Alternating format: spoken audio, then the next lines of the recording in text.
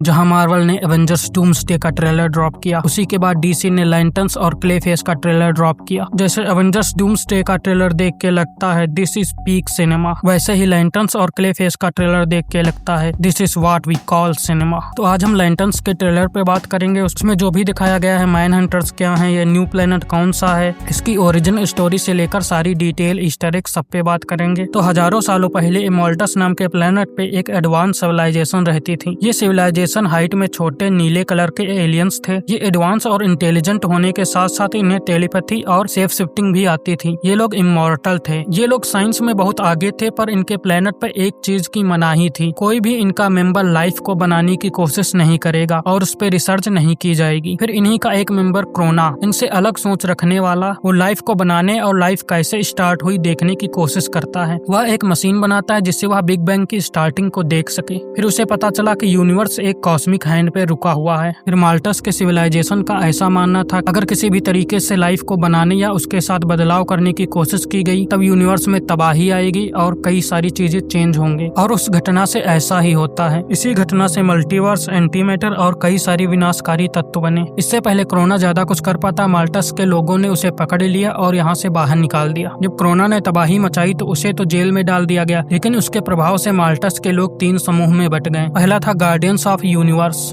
Guardians ने तबाही का जिम्मेदार खुद को माना और सब ठीक करने के लिए ओवा प्लेनेट पे चले गए, जो कि यूनिवर्स का सेंटर पॉइंट था। दूसरा ग्रुप था जामुरोन्स, ये अलग ग्रह पर बस गए। बाद में ये लोग स्टार सफायस से जुड़े। और तीसरा ग्रुप था कंट्रोलर्स, ये भी अलग अलग ग्रुप में बटकर अलग अलग समूहों से जाकर मिल गए। दूसरी तरफ गार्डियंस ऑफ द यूनिवर्स ने बनाया एंड्रॉइड रोबोट्स। उन लोगों को इसलिए बनाया गया था कि वो सभी ग्रह पे जाकर लड़ाई को रोके और शांति को स्थापित करें। गार्डियंस को लगा अगर इनमें इमोशंस होंगे तो ये लोग सही से न्याय नहीं कर पाएंगे। टाइम के साथ इनके प्रोग्रामिंग में फॉल्ट आ गया और ये लोग बुरे बन गए। बाद में पता चला कि क्रोना ने ही इनके प्रोग्रामिंग में किसी तरीके का वायरस छोड़ा था। ये जो एंड्रॉइड थे इन्हीं का नाम मैन हंटर पड़ा। अब ये लोग लोगों को बचाने की जगह अलग अलग प्लेनेट पे तबाही मचाने लगे। इनकी ओथ या नारा no man escape the man hunters पड़ा। मैन हंटर ने सेक्टर 666 के सभी लोगों को मार दिया और उसे पूरी तरीके से तबाह कर दिया। लेकिन इस तबाही में उस ग्रह के 5 लोग बच गए और इसे ही 5 इन्विजन्स के नाम से भी जाना जाता है। इन्हीं 5 में से एक एट्रोडिस के नाम का भी एलियन था। इसने गार्डियंस और मैन हंटर्स से बदला लेने का फैसला लिया। जब ये बहुत ही ज्यादा गुस्से में था तब इसने रेज की पावर को अपनाया। फिर इसने आगे चलकर रेड लैंटर्न कॉर्प्स बनाया। तो अब बात करते हैं मैन हंटर्स के साथ क्या हुआ। जैसे ही गार्डियंस को पता चला कि मैन हंटर्स अब काबू में नहीं रहे हैं, वैसे ही उन लोगों ने मैन हंटर्स को बंद करने का फैसला लिया और उन्हें नष्ट कर दिया। फिर गार्डियंस ने इमोशन स्पेक्ट्रम के बीच की लाइट, जो कि ग्रीन लाइट होती है, उसका यूज करके कई पावर रिंग्स बनाई। उन पावर रिंग्स में एक तरीके से खुद का दिमाग था और वो खुद ही ऐसे लोगों को चुनती थी जो उसके लायक हो। ऐसे करके न्यू कॉर्प्स बनाई गई जिसका नाम ग्रीन लैंटर्न्स रखा गया। जितनी ज्यादा विल पावर होगी उतना ताकतवर लैंटर्न्स बनेगा। मन में डर नहीं होना चाहिए, इसीलिए लैंटर्न्स के टीजर में एक बहुत ही इंपॉर्टेंट लाइन थी, आर यू अफ्रेड। लैंटर्न्स को बार बार अपनी रिंग चार्ज करनी पड़ती है, इसीलिए वो अपने पास एक बैटरी रखते हैं। गार्डियंस ने लैंटर्न्स को 3600 सेक्टर्स में बांट दिया, पर उनके कई सारे रूल्स भी थे, जैसे कि जिस प्लेनेट पर भी लैंटर्न्स हैं उसकी पॉलिटिक्स के बीच में नहीं पड़ेंगे। उनका काम था बस लोगों की हेल्प करना और किसी भी तरीके के बाहर के खतरे से बचाना। इसी तरह अर्थ पर हाल जॉर्डन, जॉन स्टुअर्ट और गाय गार्डनर का ग्रीन लैंटर्न बनते हैं। हम लैंटर्न शो में देखेंगे हाल जॉर्डन और जॉन स्टुअर्ट की स्टोरी और उनका ओरिजिन, तो वो आप शो में ही देख लेना, यहाँ पे स्पॉइल नहीं करूंगा। अब कुछ टीजर के इंपॉर्टेंट सीन पे बात कर लेते हैं। टीजर में हाल जब जॉन को उड़ने को बोलता है तब जॉन गलती से एक बर्ड का कंस्ट्रक्शन बनाता है। अगर आपने ध्यान से ट्रेलर को देखा है तो वो बर्ड कई जगह ट्रेलर में दिखाई देती है। ऐसा भी हो सकता है इस बर्ड को किसी तरीके के सिंबल की तरह दिखाया जाए। जॉन के कैरेक्टर को बहुत टाइम लगेगा सीखने में। इसमें 2 टाइमलाइन दिखाई गई है, 2016 की और 2026 की। जो 2016 वाली टाइमलाइन है उसमें हम जो टाउन देखते हैं वहाँ पर कुछ क्राइम हो रहे हैं और इन क्राइम के पीछे है मैन हंटर्स। तो ऐसा हो सकता है जब गार्डियंस ने मैन हंटर्स को बंद किया तो उसमें से कुछ मैन हंटर्स बच के निकल गए होंगे। ये ऐसे हो सकता है कि गार्डियन सेफ शिफ्टिंग कर सकते हैं और वही पावर उन्होंने मैन हंटर्स को दी थी, जो कि हम इस ट्रेलर में भी बात करते हुए देख सकते हैं। तो ये बचे हुए मैन हंटर्स हैं, ये पृथ्वी पे आकर किसी भी इंसान का रूप लेकर छुप गए और इनका प्लान है पृथ्वी पर सीक्रेट इन्वीजन करना। और यही पूरी सीरीज में हैल और जॉन इन्वेस्टिगेट करेंगे और इसे स्टॉप करने की कोशिश करेंगे। ट्रेलर में ये जो न्यू प्लेनेट दिखाया जा रहा है वो सेक्टर 666 ही हो सकता है, क्योंकि इस प्लेनेट पर भी हम देख सकते हैं कि पूरी तरीके से तबाह हुआ है प्लेनेट और यहाँ पर भी एलियंस के स्केलेटन्स दिख रहे हैं। वो या तो ग्रीन लैंटर्न का ऑर्बिटल स्पेस स्टेशन है या फिर मेरी थ्योरी ये भी है कि वो रेड लैंटर्न का शिप भी हो सकता है, क्योंकि इस शॉट में नीचे हम बहुत ध्यान से देखते हैं तो जॉन स्टुअर्ट और हैल के अलावा कोई एक और भी है। या तो वो कोई ग्रीन लैंटर्न हो सकता है या फिर पॉसिबिलिटी है कि वो ट्रांसीडियस रेड लैंटर्न का मेंबर भी हो सकता है। यहाँ पर मेरी थ्योरी ये है कि वो सिनेस्ट्रो है। सिनेस्ट्रो वही जो आगे जेल में दिखाया गया था। तो सिनेस्ट्रो की कहानी ये है कि उसे भी ग्रीन लैंटर्न ने चुना था। पहले तो उसने बहुत अच्छे काम किए, फिर धीरे धीरे वो बुरा बन गया